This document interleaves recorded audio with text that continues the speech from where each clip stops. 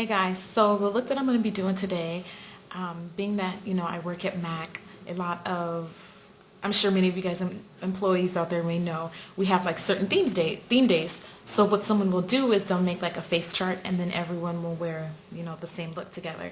So the only thing about theme days, they're great, but being that I'm not going to say African American employee there because we're not the only race and culture that are comprised of dark-skinned women. But since I am, darker than all of the other employees there, I find myself always having to tweak things a little bit. And then it just makes it more fun because I make it my own a little bit. You know what I mean? So someone created this look that was comprised of Nylon, Goldmine eyeshadow, and Rule in the crease. And those are gorgeous colors, don't get me wrong, but I wanted something that would stand out a little bit more, give my eyes a little bit more depth and shape. So I'm just going to be showing you, part of the look that was created by someone else and what I did to kind of tweak it to make it my own. So the first thing I'm going to do, you can just use any paint pot. I'm actually going to use something that's a little bit more natural to my skin tone. This is Groundwork by MAC. And I'm just going to, take a light layer on my finger and apply that all over the lid,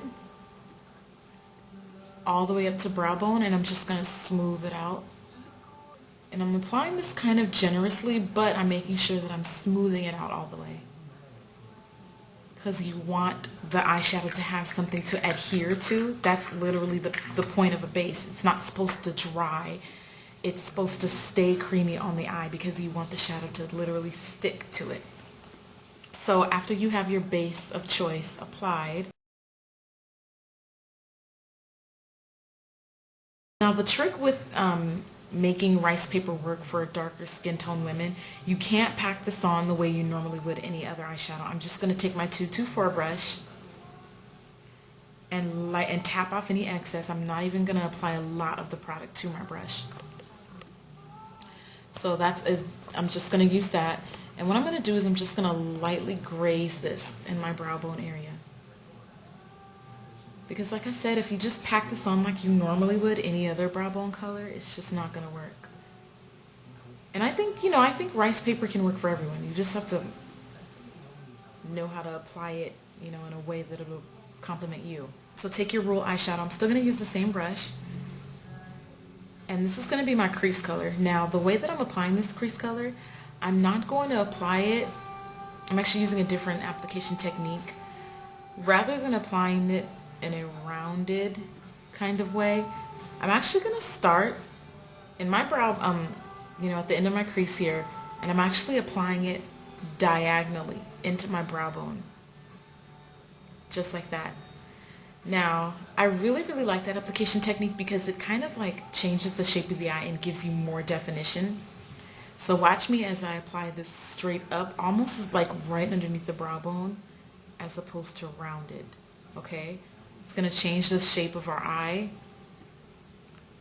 Now, that application technique will not necessarily work for everyone, but if you have a bigger, more rounded out eye, I would definitely take advantage of that.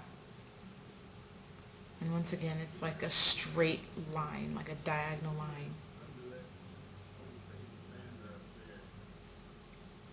It's just going to define our crease a little bit more, and like I said, almost kind of like change the shape of the eye.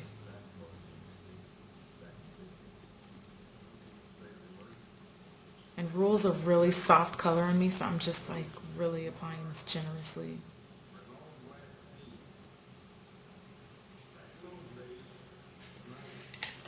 Okay, so the look that the employee had created, it was just comprised of Rule in the crease. Now, obviously, that's really, really, really soft, even though it is, it is really pretty. But I wanted a little bit more definition. So I took Brown Script, which is like a dark burnt orange, and I'm going to take my pencil brush and directly on top of, I'm just going to kind of place it. I'm just going to dig my pencil brush in there and just place the dots there just to really pack the color on there. Not going to worry about blending. We're not going to worry about it looking pretty. Just packing it on, okay? Then I'm going to take my 222, my favorite blending brush, and just blend that out. And I'm also applying this somewhat upward in the same direction I applied the Rule.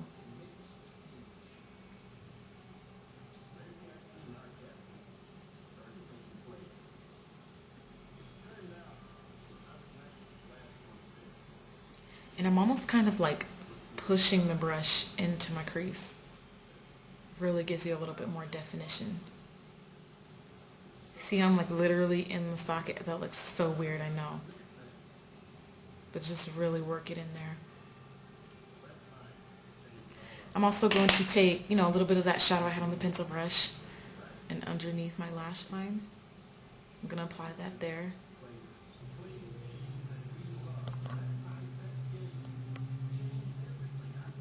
I'm going to stop about right there. About a third. It's not going to look that pretty right now, but don't worry about that. It's the final product that will bring everything together. So for our lid color, I'm going to use Goldmine eyeshadow. And I'm just going to pack that onto just if you have a 239 brush, anything, that brush is just not within reach, so I'm just using what I have. And I'm just going to pack this onto my lid.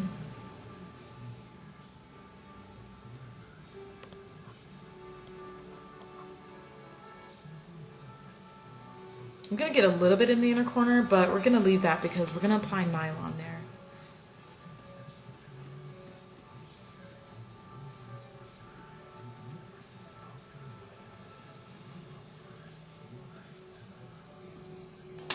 Now that I have that Goldmine applied there, I'm going to take a little bit of Rule eyeshadow, just about that much.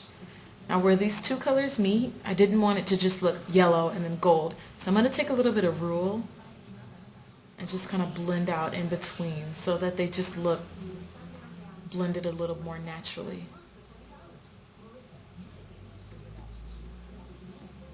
I hope you guys are tracking on what I mean by that.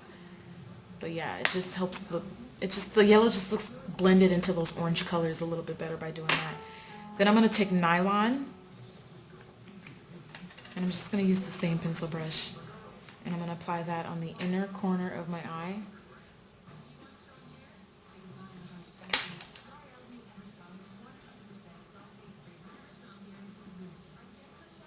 Along the bottom, I'm going to take Golden Lemon Pigment by MAC.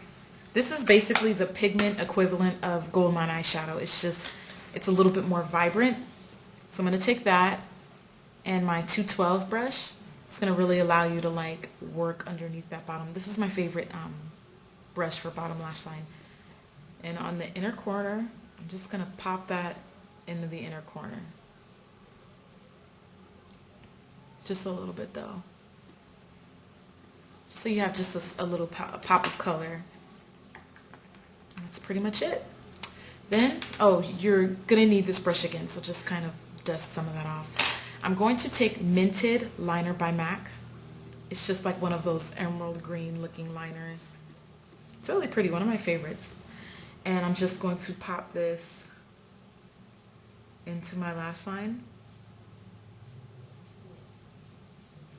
This is not a part of the look. This is what I added to this look to make it a little bit more vibrant because I just really love color.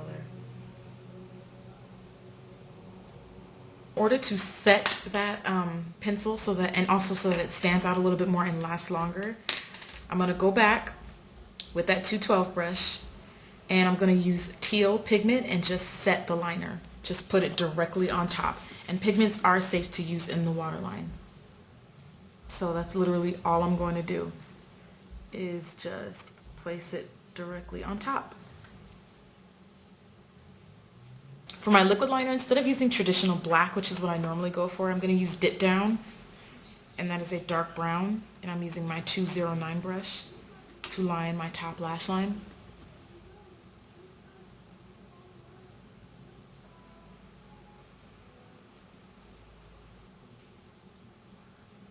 I just didn't want anything too dark that would take away from the look. Now for mascara, I'm going to use my two favorites, Zoomlash and Studio Fix Lash. I'm going to just go ahead and throw that on, and then I'm going to show you guys the final look. And that's it. I hope you guys like it. I'm going to show you guys pictures. All right, thanks for watching. Bye.